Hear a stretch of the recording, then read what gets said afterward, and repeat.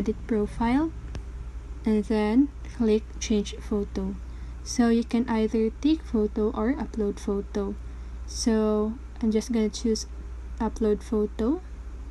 Then here you need to make sure that you have a plain black image, okay?